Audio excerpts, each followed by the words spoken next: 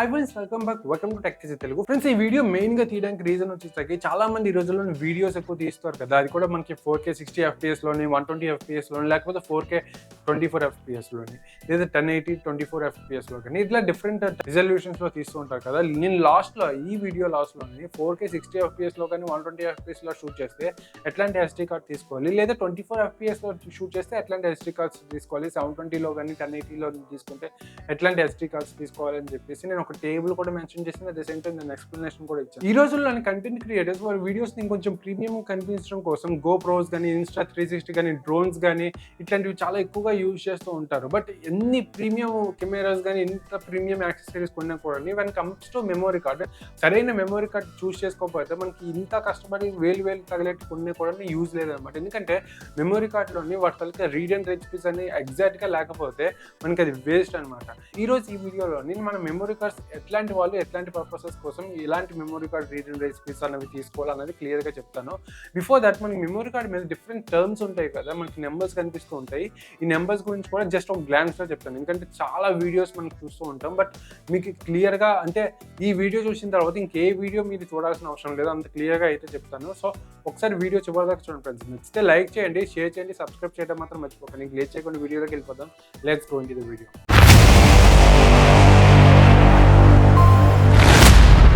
Friends, memory card మీద మనకి different numbers ఉంది కదా, ఈ డిఫరెంట్ నెంబర్స్ ఒకటే ఇండికేట్ చేస్తుంది ఫ్రెండ్స్. ఆ పర్టికులర్ మెమరీ కార్డ్ దగ్గర read and right speeds indicate చేస్తుంది. కాకపోతే డిఫరెంట్ వేరియేషన్స్లో అంటే డిఫరెంట్ వెరైటీస్లోనే చూపిస్తూ ఉంటుంది అనమాట. ఫర్ ఎగ్జాంపుల్ ఇందులో మనకేమో ఫస్ట్ చూసుకున్నట్టయితే క్లాస్ ఇండికేట్ చేస్తుంది. మనకి కొన్ని memory కార్డ్స్లోని C10, C8, C6, C4 అని చెప్పేసి ఉంటుంది కదా. ఇది ఏంటంటే ఆ పర్టికులర్ మెమరీ కార్డ్ దగ్గర క్లాస్. అంటే ఇక్కడ ఏంటంటే ఇప్పుడు C10 in the sense 10 MBPS, C8 అంటే 8 MBPS. ఇవి వచ్చేసరికి ఆ కార్డ్ దగ్గర maximum confidence minimum read and right speeds అనమాట. అంతకంటే తక్కువకి మనకి వెళ్ళదనమాట. ఈ రోజుల్లో మ్యాక్సిమం C10 యూజ్ చేస్తున్నారు.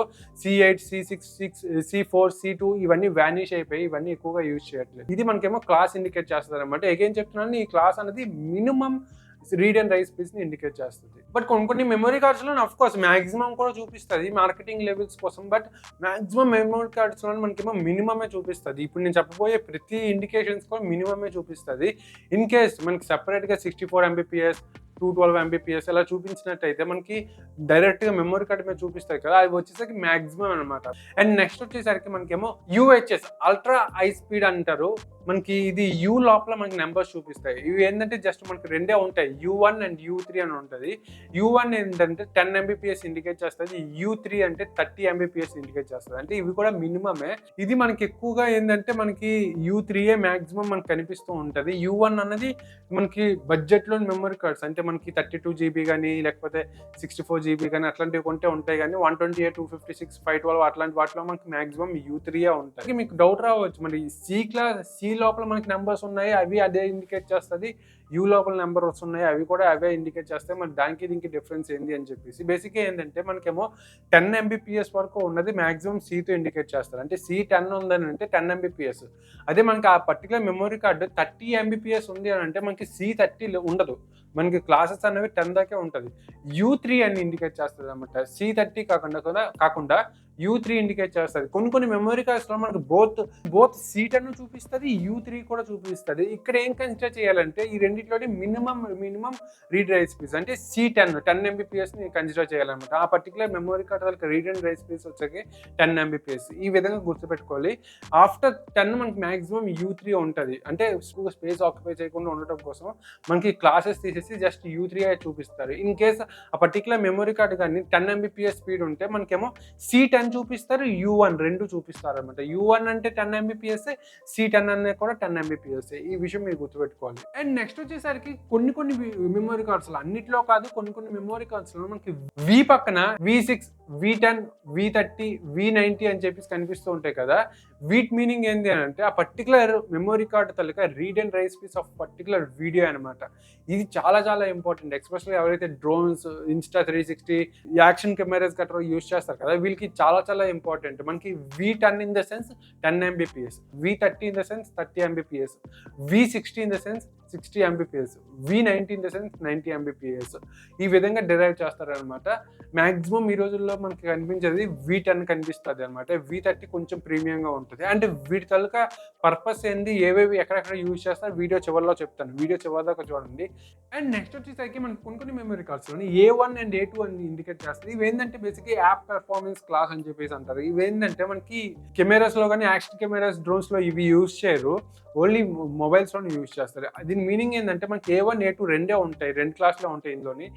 A1 రీడ్ స్పీడ్ వచ్చేసరికి 1500, A1 రైట్ స్పీడ్ వచ్చేసరికి 500, అదే A2 రీడ్ స్పీడ్ వచ్చేసరికి 4000, A2 రైట్ స్పీడ్ వచ్చేసరికి 2000. ఈ విధంగా డెరైవ్ చేస్తారు అనమాట. ఇవి ఏంటంటే బేసిక్గా మనకి యాప్స్ గట్రా ఉంటాయి కదా, ప్రీమియం అప్లికేషన్స్ అంటే పబ్జీ కానీ, లేకపోతే ఇంకొంచెం ప్రీమియం సాఫ్ట్వేర్స్ కానీ, అట్లాంటివి ఏవైనా అవి మనం ఒకవేళ మన సాఫ్ట్వేర్స్ కానీ ఇవన్నీ SD కార్డ్లో ఇన్స్టాల్ చేసుకుంటే వాళ్ళ తాలూకా read and write space indicate చేస్తుంది అనమాట. A2 అనేది మనం ఎక్కువగా మనకి గేమింగ్ పర్పస్ కోసం యూజ్ చేస్తారు కదా, అట్లాంటి వాళ్ళు SD కార్డ్స్లో స్టోర్ చేసుకోవడానికి యూజ్ అవుతుంది. మాక్సిమం ఏంటంటే అందరూ ఇంటర్నల్ స్టోరేజ్లోనే స్టోర్ చేసుకుంటారు. బట్ సేఫ్టీ కోసం కొంతమంది SD కార్డ్లో స్టోర్ చేస్తారు కదా, అట్లాంటి వాళ్ళు A2 తీసుకోవాలి. నార్మల్ పర్పస్ కోసం యూజ్ చేసే వాళ్ళు A1 తీసుకుంటే సరిపోతుంది అనమాట.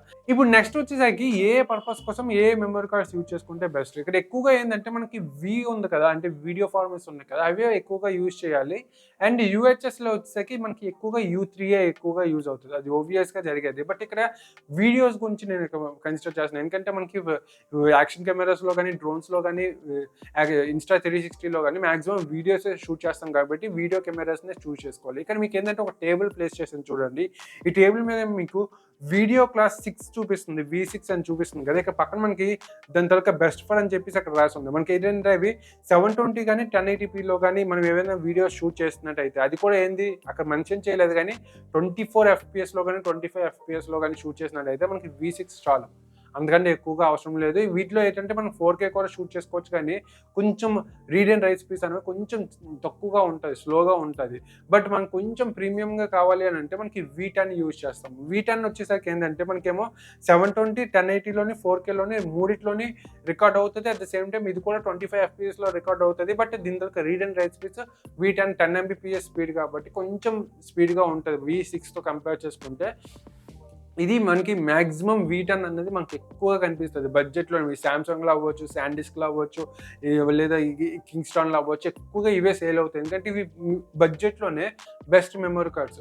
ఇంకా కొంచెం ప్రీమియంగా కావాలి, లేకపోతే ఎక్కువగా స్లో మోషన్స్, ఎవరైతే ఎక్కువగా ఈ యాక్షన్ కెమెరాస్, డ్రోన్స్ గట్రా యూజ్ చేస్తారో వాళ్ళు నెక్స్ట్ ఆప్షన్లోకి వెళ్ళాలన్నమాట. అది వచ్చేసరికి మనకి ఏంటంటే V30.